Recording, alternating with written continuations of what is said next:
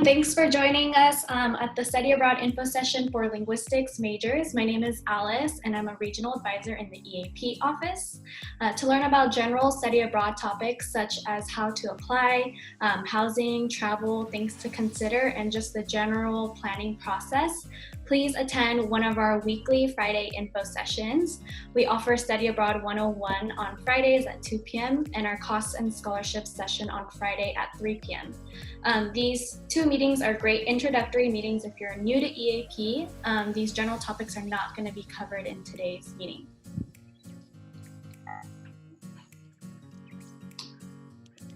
Today we're joined by the Linguistics Department Academic Advisors Samantha Little and Ruby and Zara and Casey, which they are all EAP returnees. We'll be hearing from them later on.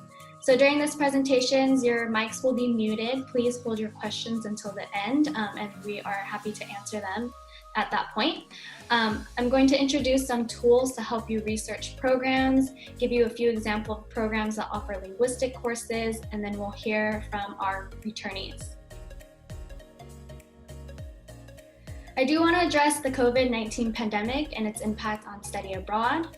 All UCEAP programs beginning before March of next year have been suspended.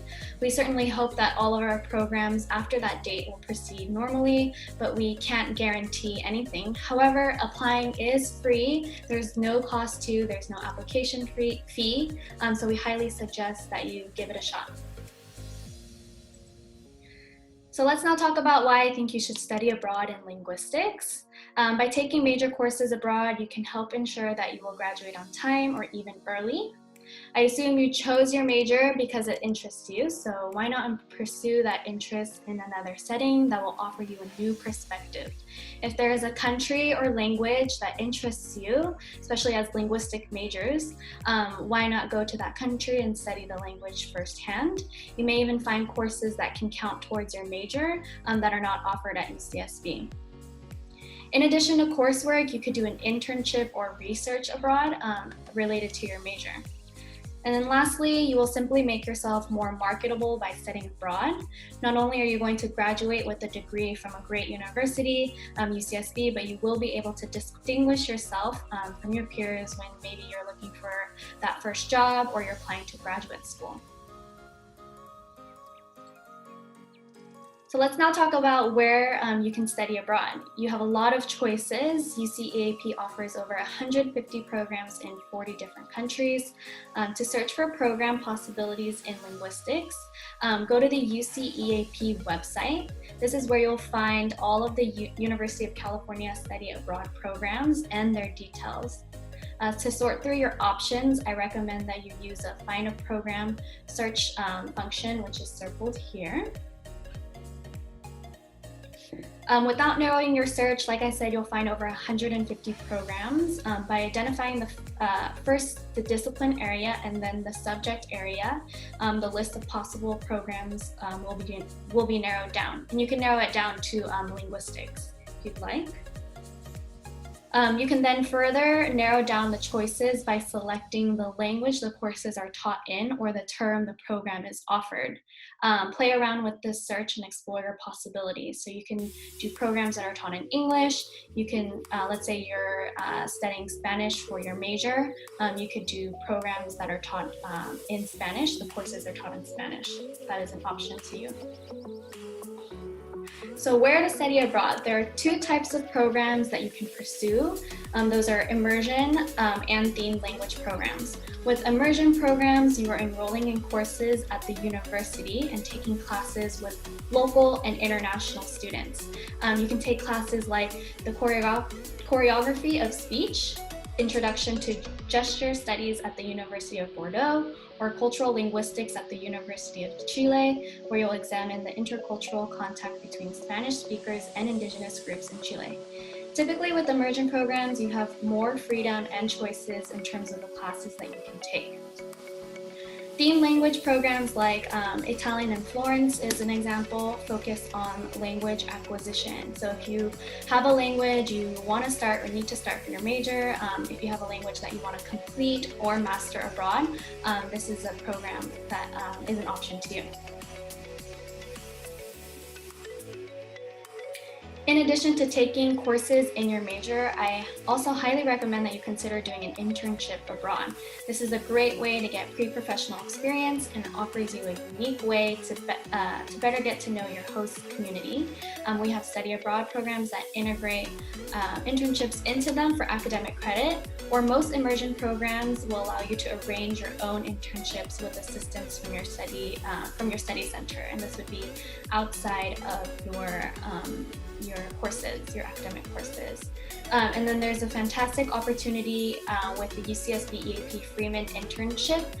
If you do an internship in China, Japan, Korea, Singapore, Taiwan, or Thailand, you can earn money as well as credits. So this is something that you can apply to. Doing research related to your major is another option. In some programs, research is included in the program. In other programs, you can pursue research on your own as a supplement to your studies. Let's now take a look at additional resources we have for you. I'm taking us now to the UCSB EAP website, which is different from the UCEAP website that I just mentioned. This website is where you will find all of the campus-specific information. By going to the Academics tab at the top, you will find a drop-down menu which will take you to the advising pages for all of the majors on campus. Here is the page, for example, for communication majors, and this is where you'll find specific advice from your department. Of particular interest is the section on what classes you should take, or if you want to receive major credit for any of your UCEAP classes. Another excellent source of information about courses that have been taken for major credit by UCSB students is our Guacho Credit Abroad database. This is also found on the UCSB EAP website under Academics. This database shows the type of courses UCSB students have received for courses that they've taken through UCEAP. This is what it looks like if you narrow down your search a little bit. This can be really helpful if you're wondering what programs might offer courses in your major or what specific classes might count towards your major. Just keep in mind this is a historic database of what has been done. It does not tell you what will be offered when you might be going. It also does not mean that these courses are pre-approved by your department for major credit. It's really for reference, just so you can get an idea of the types of or the programs that students have gone on taking linguistics classes.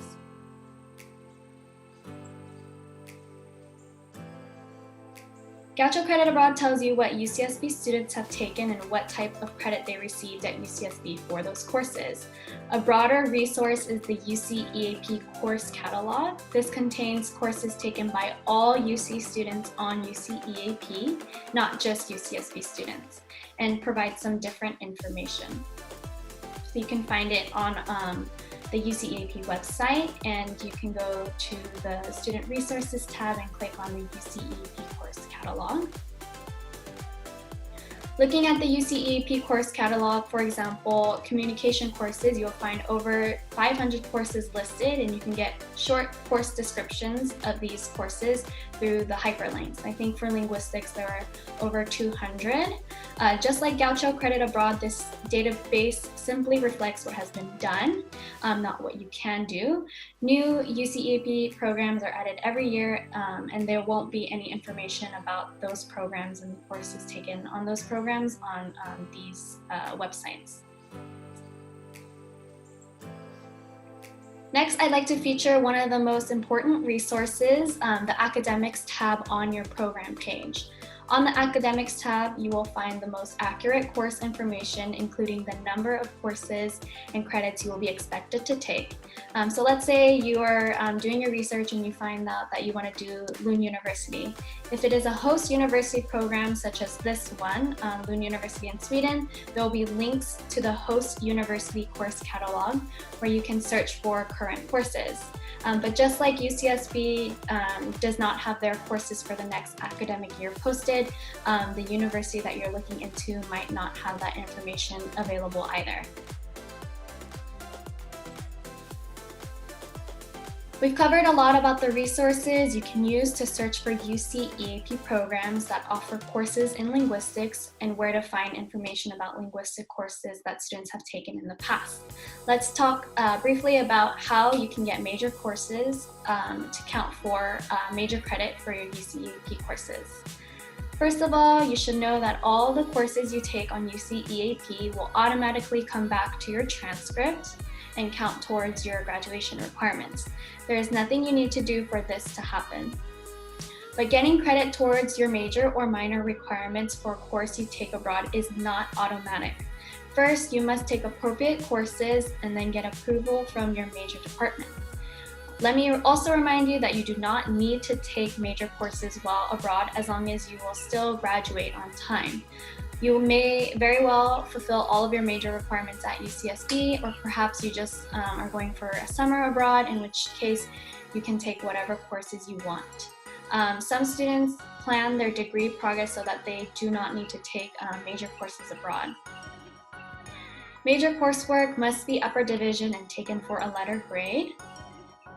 You should communicate with your major advisor before you go, as well as when you're abroad. When you plan to take and what you plan to take and what you actually enroll in could be two different things.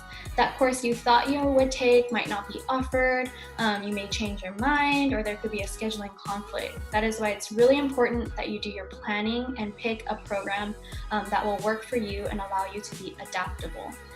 You can and should reach out to your department academic advisor when you're abroad with any questions or concerns. Finally, getting official approval for your major credit for a course you took abroad must happen after you've returned and received your grades to your UC EAP courses, and you'll petition them to your degree with the help of your academic advisor. Remember to keep your syllabus and any coursework that's relevant to support your petition. So this could mean exams that you've taken, papers that you've written, and again, syllabi is really important. I suggest that you have a folder on your desktop, or even better on an external hard drive where you can dump all of this information. So as soon as you get like a syllabus or any papers that you've written, you can just put it in that folder so it's there for easy access when you come back to petition your courses. Now I'll turn it over to Samantha. If Samantha, you'd like to share any advice for the students or processes in terms of petitioning courses to their major. Yeah, of course. So hi, everyone. I'm Sam. I'm the undergraduate advisor for linguistics, if you don't know me already. Linguistics, obviously, we really encourage our students to go abroad. It's an amazing opportunity, not only to take, classes that you would take here, but as Alice mentioned, take classes that we don't offer. Take classes in different areas that you wouldn't be able to get here. As far as actually petitioning the classes, yes, keep a hold of your syllabi. I know not all programs have standard syllabi like we have here, so keeping a hold of your work, if there is no syllabus, is perfectly fine. That's a great alternative. And feel free to email me while you're abroad if you're not sure if the classes you're enrolling in are what best fit your degree requirements. If you have any questions or concerns, I'm more than happy to help before, during, and after. For petitioning classes, that happens after you come back, and we just do it all over email.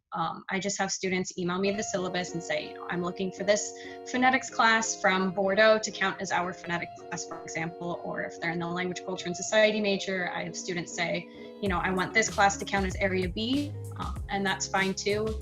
Especially for that major, it doesn't have to match anything here, as long as it kind of fits the idea behind that area. And that goes with electives for all of our majors too. It doesn't have to match any specific class here, as long as it is, an upper division class in a linguistics department, or if they don't have linguistics, we often look at anthropology, sociology, communication, different departments like that. But I'm always happy to help with any questions or concerns. Perfect, thank you so much. Of course. Okay. So I think we'll hear from the returnees now. If you all want to introduce yourselves, I think we'll go Ruby, Sarah, and then Casey. If you want to introduce yourselves and the program that you went on, your year, and your major. Okay, hi, my name is Ruby. I am a fourth year Linguistics and Global Studies double major and Japanese Russian double minor, and my linguistics major has a Slavic emphasis. I studied abroad summer 2019 in Russia, and from September until March this past year in Japan until COVID canceled the program. Do you want me to keep going? Oh, Zara, do you want to go ahead and just introduce yourself, and then we'll come back around. Hi everyone, my name is Zara Pena. I'm a fifth year at UCSB. I studied abroad in Seoul, South Korea at Yonsei University in fall 2019 to almost spring 2010.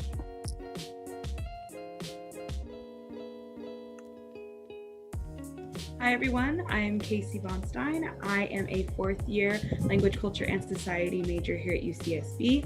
I am also a UCSB peer advisor, so drop by our virtual office hours if you have any more questions.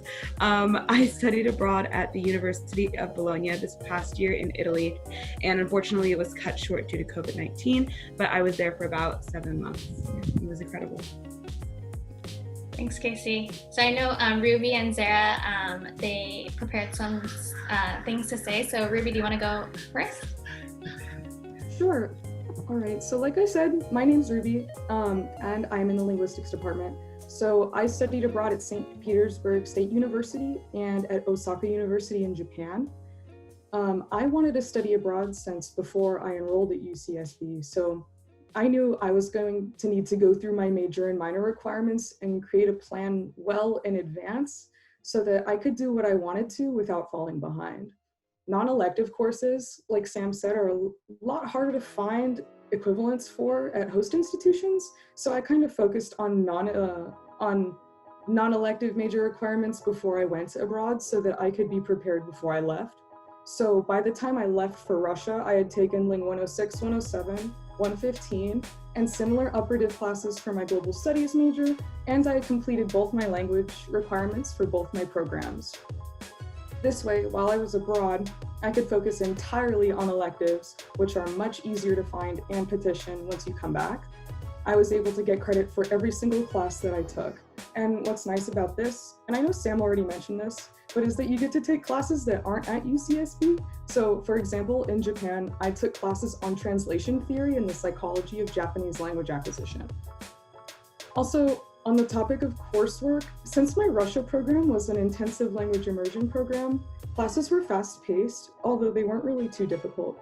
The classes I took in Japan, though, were extremely easy with almost no assignments and very lenient grading. But because the majority of EAP Japan students don't study where I did, your experience might be a little different if you choose to study there.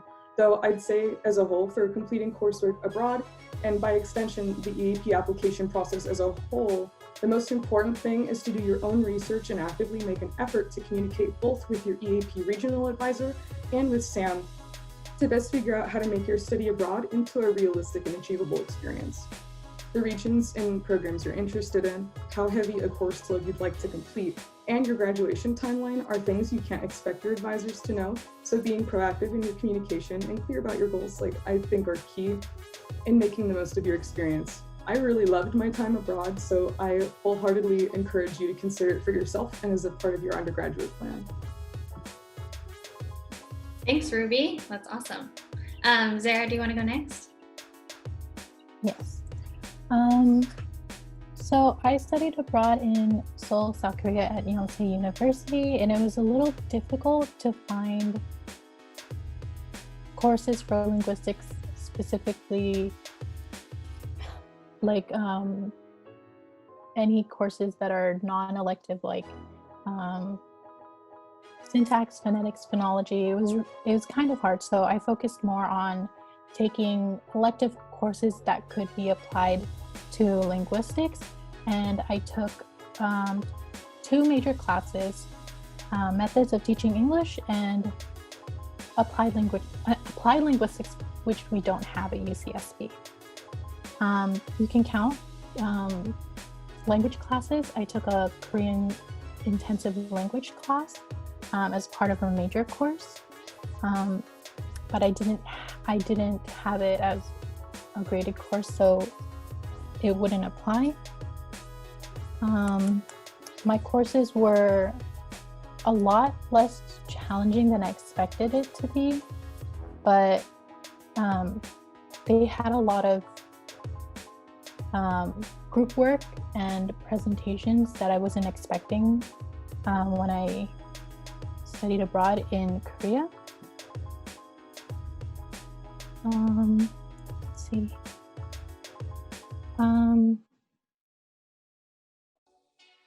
I had an opportunity to possibly take a graduate course that was allowed for undergraduate students, but the professor teaching a class suggested that I take an alternative course, and so I ended up taking a different class, but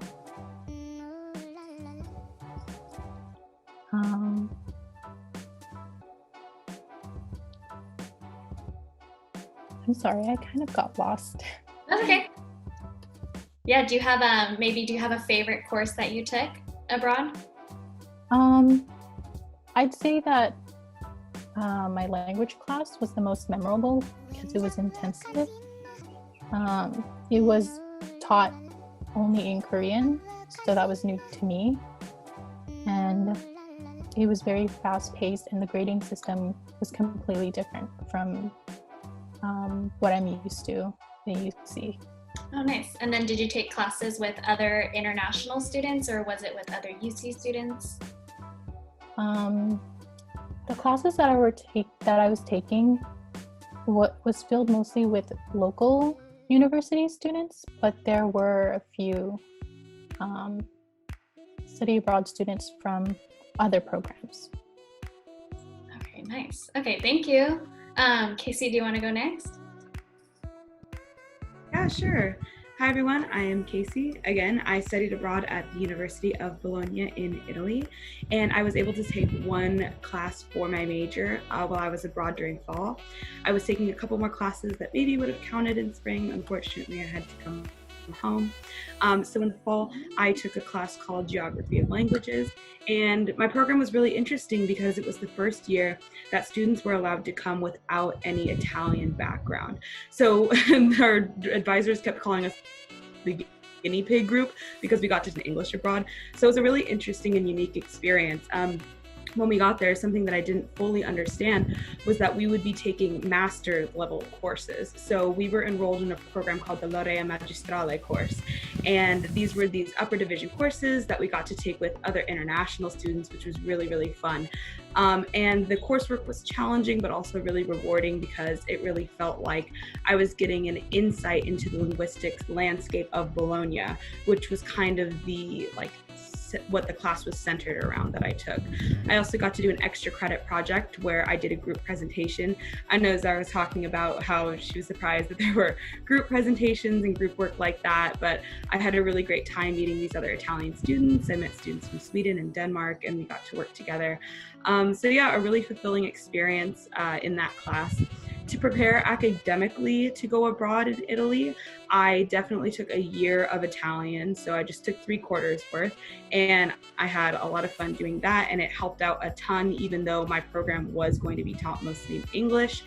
So I took Italian, and then I also made sure I had a unit buffer before I went abroad. So what that means is from freshman through sophomore year, I was taking 16 to 20 units a quarter just to make sure that if I came abroad and when I came back, not everything transferred over, that I had a little bit of a cushion. So if you're still preparing right now, thinking of going within the next year or so, that's something you can definitely be doing is building up your credits. Something that I wish I knew throughout the study abroad process. Well, the application is no joke. It took me about 8 months to complete everything from start to finish. It was definitely celebratory when we all got our applications in and got our visas in, and those applications do take a while to do. So I would just say make sure that you have all of your papers ready to go, that you're talking to Sam about what your best options are, taking a look at that Guacho Credit Abroad page on the UCSB EAP website. That's super helpful. So the course that I took abroad for my major was amazing, and full disclosure, I just finished paying off my EAP fees, so now I have my transcripts and I can start petitioning for this class that I took abroad. But it looks like it's going to count for an elective in my major, so I'm very excited about that. And I was also participating in an internship while I was abroad. It was going to count for some communication studies credit that maybe could have counted for an elective in my major, but mostly I wanted to do it for the experience. And I did get a lot of experience in the city and with other UCEAP students and University of Bologna students through my internship, where I created a campus representatives program where I paired UC students with University of Bologna students, and they got to get to know each other a little bit more. And in turn, I got to practice my Italian and they got to practice their English. So it was a great kind of reciprocity experience. So I guess I would say that it's definitely possible to take major courses abroad. It's definitely possible to get credit for them. And just my biggest piece of advice is to stay in contact with Sam, because I emailed her all the time when I was abroad. I emailed her so much information about my classes, and it really helped me pick and choose what I was going to do, and it helped me focus a little bit more while I was abroad and stay grounded in my coursework. So thank you, Sam. Thanks, Casey. Okay, and like Casey was saying, she's a peer advisor. Our office is open. We have general drop-in hours that are available that you can just come by and talk to any of the peer advisors. So we're open every single day, Monday to Friday, and there is more information on that on our contact us page. So if you want to come by when Casey's working, you can ask her some questions. And then I'll just leave you with a few tips before we go on to any questions. Make sure that you start planning. Like all of our returnees, they did some pretty heavy planning before they've gone abroad. The earlier you plan, the more options that you'll have. Attend more meetings. So we'll have meetings throughout fall quarter. We have country meetings coming up next week. We have our Study Abroad 101 and Costs and Scholarships workshops that I mentioned at the beginning every Friday. All of the Zoom links are available on our calendar on our website. And then make sure you consult your advisors. So whether that be your regional advisor or Sam, make sure you consult them and consult them whenever you have any additional information on the classes that you are taking. And then our application for summer fall year 2021, their deadlines are posted on our website. So if you're interested and you would like to apply, make sure you look at the deadlines for your program. So that's the end of the presentation. Do any of the students have any questions? You can include them in the chat, or you can unmute yourself and ask your questions.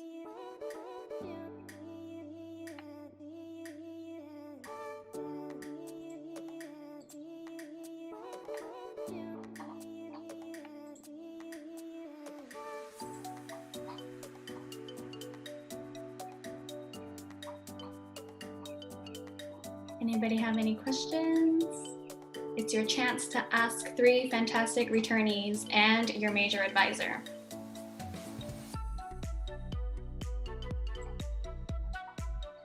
I have a question, Ruby. Okay, you mentioned that you double major, correct? Yeah. Yes. How are you able to plan ahead with both majors in mind for your study abroad? Well, actually, I'm a double major, double minor. So before I went abroad, I figured out when every class was going to be offered at UCSB. That's hard to get while abroad. So all the core linguistics classes are only offered once a year. And it's similar for some of the classes in my other majors. And so just kind of made sure that I had as many of those done as I could before I left, because doing electives abroad is a lot easier to petition. So I was able to get a lot of credit and stay on track as a result.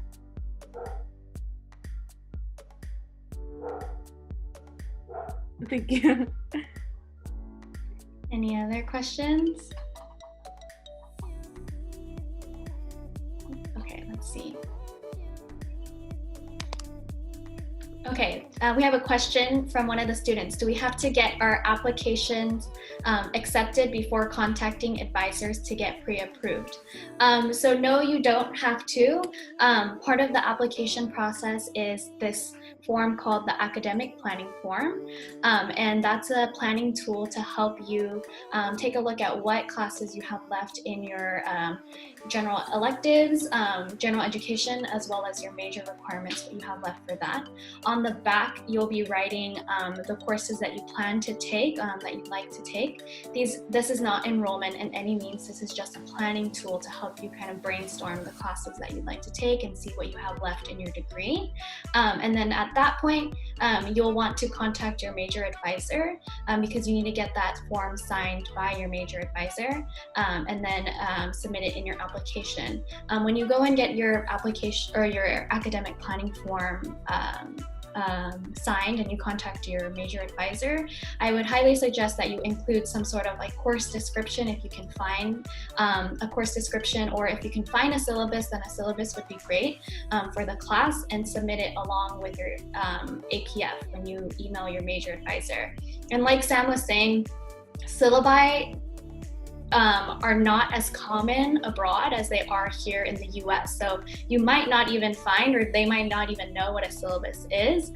So whatever information you can find about the classes, send it over to your major advisor. And then at that point, they can tell you maybe no, this isn't gonna work out at all, or maybe yes, but we'll need to see a full syllabus, or maybe the course is already pre-approved. So those are your options. It's always kind of good to send whatever information you have to your major advisor.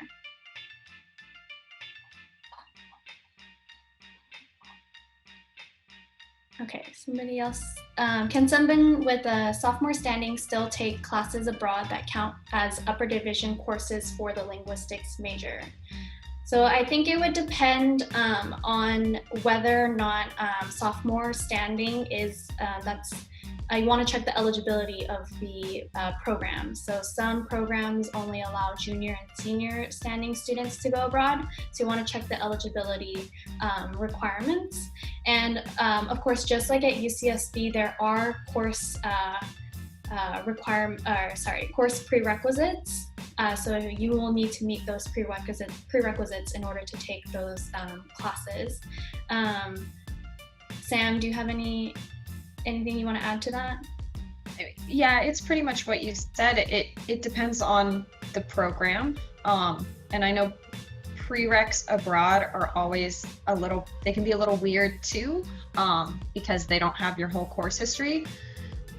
So, it's possible, but definitely if that's something that you're interested in, start looking at the programs. If you have certain programs in mind, reach out to that regional advisor and see, what happens at those universities. If there have been previous sophomores that go abroad, I think getting that part of it down is going to be the most important part. As far as my part goes, that's fine. We don't mind if you're a sophomore taking upper division classes. We don't even block that in the linguistics department most of the time. If you just meet the prerequisite, you can enroll. So as far as the major goes, that wouldn't be an issue. Thanks, Sam. And yeah, you can usually find the prerequisites if you look at the course catalog of the university. I mentioned that earlier in the presentation. It will show you like the course, what are the prerequisites, maybe a course description. So you can check the course catalog of the university or the program, and they will usually tell you the prerequisites. Okay, I remember hearing that preparing for the application spanned over several months. Is there a specific timeline of dates for us to follow, or does this process involve mostly self-planning? So great question. You want to check when the application deadline is for the program. And then once you apply, you want to make sure that you apply by the deadline that's posted. After that, advisors will be reviewing your application, and then you will receive a nomination letter for your program if you've been nominated for your program. After that point, your UC EAP system-wide office contact will start emailing you with pre-departure requirements. So like Casey was saying, like the visa requirements, they will walk you through that entire process about getting a visa, securing housing, enrollment in classes. They'll help you throughout that entire process. So it's not, you're not on your own in terms of that. But yeah, that can take, the whole process itself could take a little bit, but the application, I would say, I don't know if anybody returnees want to speak on that, but it shouldn't take you more than, probably, I think you could do it within a day, but of course you want to plan beforehand. Do any of the returnees want to speak about that? Okay, awesome. Any other questions? Okay, I think that's it. So remember that you can always visit us at our office, email Sam, you can email your regional advisor. We're always here to help out. Thank you so much to our returnees and Sam for joining us. And thank you to the students for joining us as well. I hope you all have a great day. Thank you. Thank you, Alice, for doing this too. Okay.